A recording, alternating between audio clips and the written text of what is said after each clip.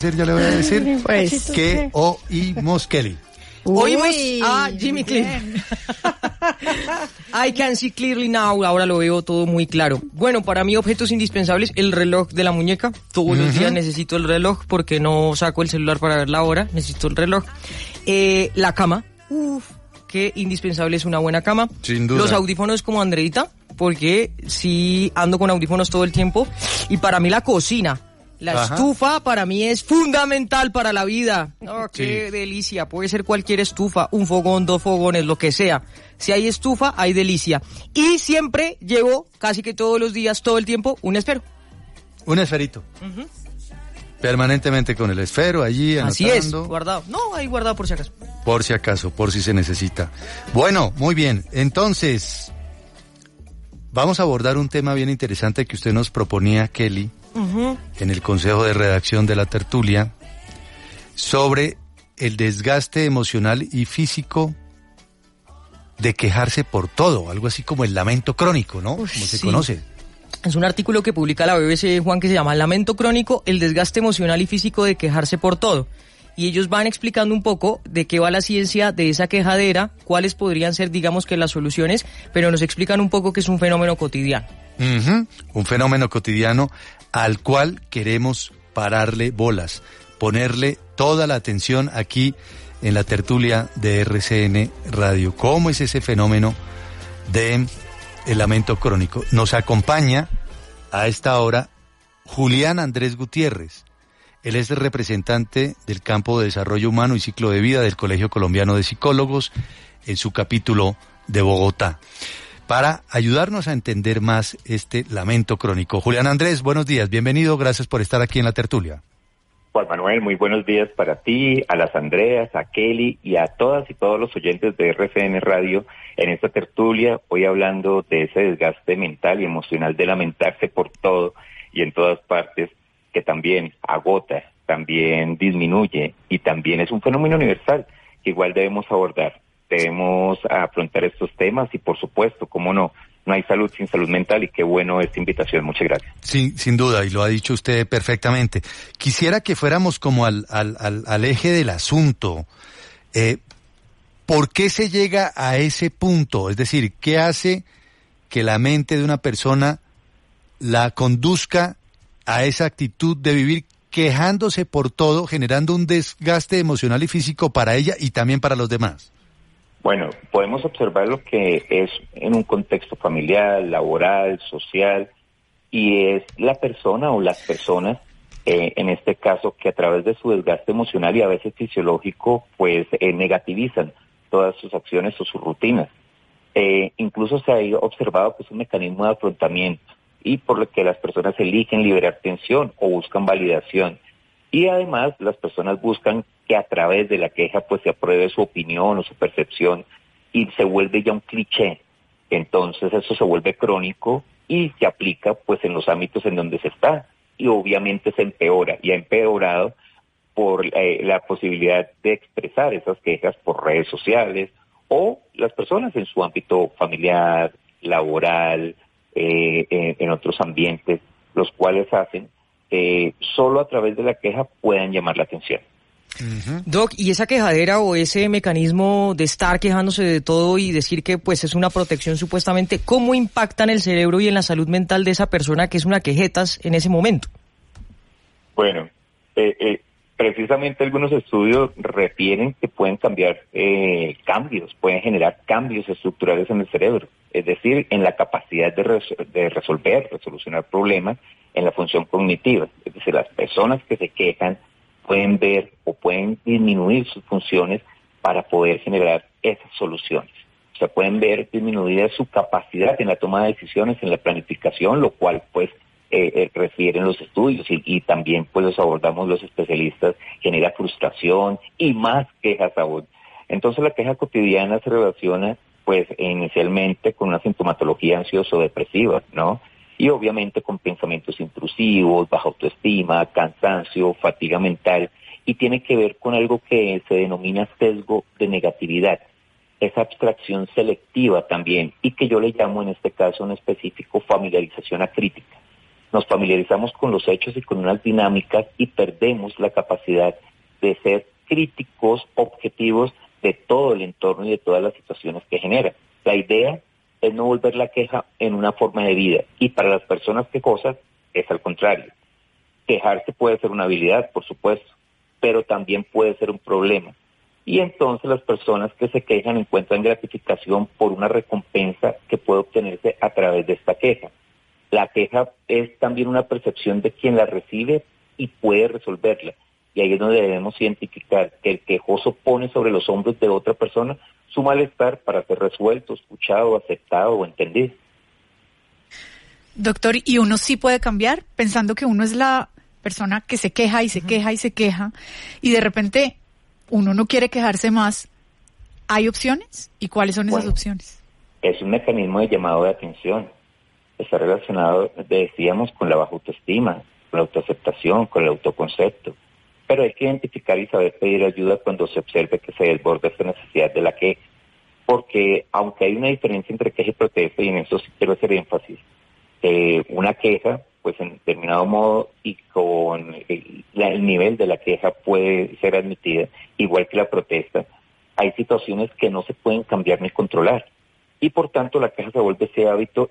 Como los hábitos hay positivos, hay hábitos negativos, pero por tanto cuando se vuelve un hábito negativo afecta a ese entorno y además pues hace que las personas se aíslen de esa persona quejosa y convirtiéndose en ese atributo de la personalidad, pues es donde hay que buscar ayuda. Y por supuesto, sí hay maneras de cómo abordarla, de cómo poder intervenir y cómo poder no transformar la perspectiva con las personas en el mundo, que es libre, pero sí poder promover acciones en la interacción con los demás, la manera como se resuelven los conflictos y también cómo se entiende los problemas. Todos tenemos problemas, pero no todo puede ser una queja.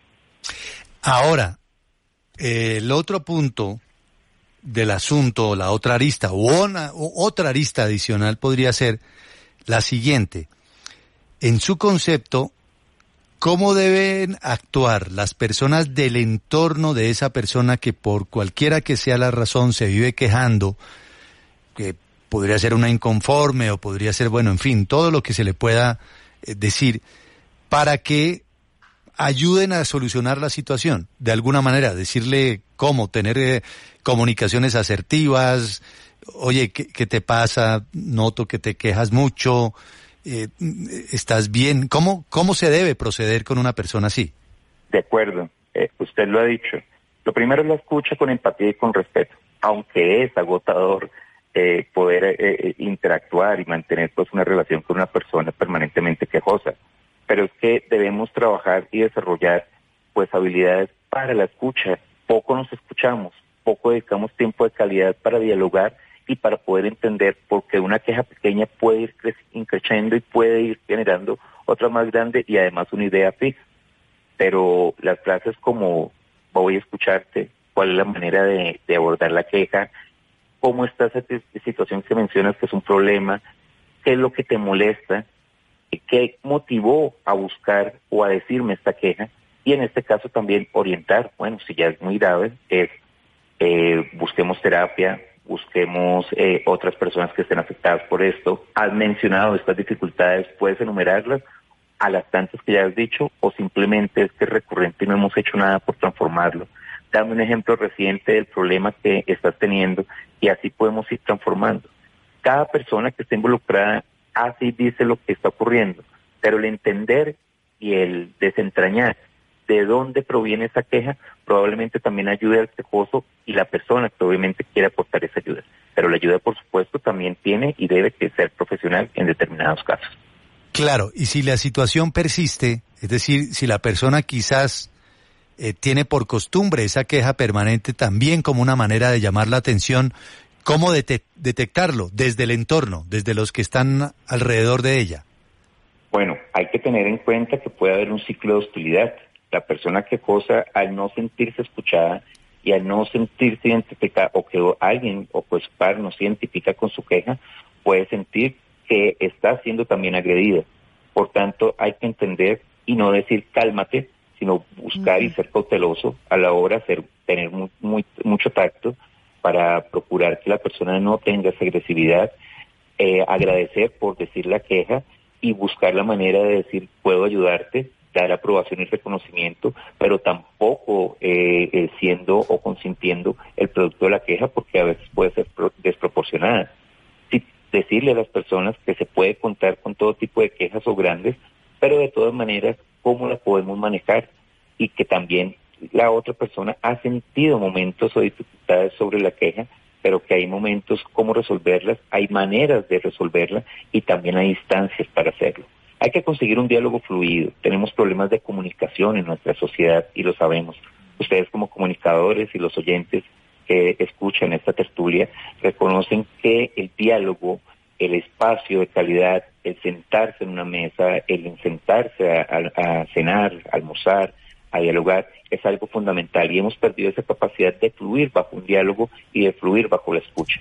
Más minutos dedicados a una escucha atenta, pero también a una retroalimentación objetiva, pues pueden ayudar a reducir estos niveles de estrés, de ansiedad de las personas quejosas, y por qué no, aumentar esa capacidad de escucha de la persona que recibe estas quejas recurrentemente. Finalmente, Julián Andrés Gutiérrez, psicólogo, magíster en estudios políticos y sociales, además. En algún momento, la actitud de una persona que se queja permanentemente por todo puede tornarse peligrosa para ella, puede conducir a otro tipo de pensamientos, incluso fatalistas. Absolutamente. Puede haber una situación, una idea fija, el negativismo, la ansiedad, e incluso al no sentirse valorada la persona, pueden incluso tener sentimientos o conductas suicidas. Por tanto, hay que buscar practicar mecanismos de interacción y enfrentamiento distintos. Y en este caso lo que podemos recomendar, por supuesto, además de un especialista, tanto de la psicología, la psiquiatría, los círculos de diálogo, el apoyo de la familia, es practicar la gratitud, es centrar la atención en los momentos que favorece el agradecimiento, buscar soluciones, de hacer una lista de posibles soluciones y no solo enfocado al problema. Es decir, eso nos da una sensación más de control y reduce la frustración. Y obviamente prestar atención a las palabras que nosotros decimos a las personas que se quejan, pero también hacer énfasis en las personas que se quejan también, para que puedan tener un lenguaje que incluya expresiones positivas, más neutrales, que puede ayudar a cambiar el patrón del comportamiento, y por supuesto, establecer límites, y eso es un mecanismo de protección. Evitar conversaciones que se centren demasiado en lo negativo, en la crítica, y sí proponer un enfoque más constructivo para los problemas. De acuerdo. Muy interesante, de verdad este tema, porque seguramente conocemos a más de una persona así, que tiene ese patrón de conducta, que se queja permanentemente por todo, que tiene este lamento crónico, generando un desgaste emocional y físico para ella misma y para los demás, pero el asunto hay que tomarlo con cuidado, con mucha empatía, con mucha fraternidad, sobre todo también con mucho cariño. Muchísimas gracias, Julián Andrés, por estar con nosotros aquí en la tertulia. Bienvenido siempre, ¿ah? Juan Manuel, hay que ser conscientes del hábito malsano de quejarse sin descanso, y debemos intentar cambiarlo. Ese es el mensaje que debe quedar hoy en la tertulia, que es esencial para mejorar nuestra calidad de vida. Es un objetivo que forma parte del crecimiento personal de cada persona y que se puede reforzar con el apoyo de la terapia. Entonces, invitados, porque no hay salud sin salud mental. Un saludo, Juan Manuel, a las Andreas, a Kelly y a todos los oyentes de la tertulia en RCN Radio. Gracias, Julián Andrés Gutiérrez, que pertenece al Colegio Colombiano de Psicólogos, capítulo Bogotá, Cundinamarca. Un tema de la vida cotidiana muy pertinente, ¿no? Uy, es tremendo, porque fíjese que, como contaba Julián y como dice ese artículo de la BBC, hay cambios totales en el cerebro, hay cambios en la manera en que usted ve la vida, y se puede volver muy fatalista esa persona que se vive quejando. Y fíjese que ahí en la BBC, como nos decía Julián, ponen algunas estrategias para que usted, si se ha notado que se vive quejando y tal, y es un rollo, pues para que usted cambie de actitud, practicar la gratitud, dicen ellos, buscar soluciones, prestar atención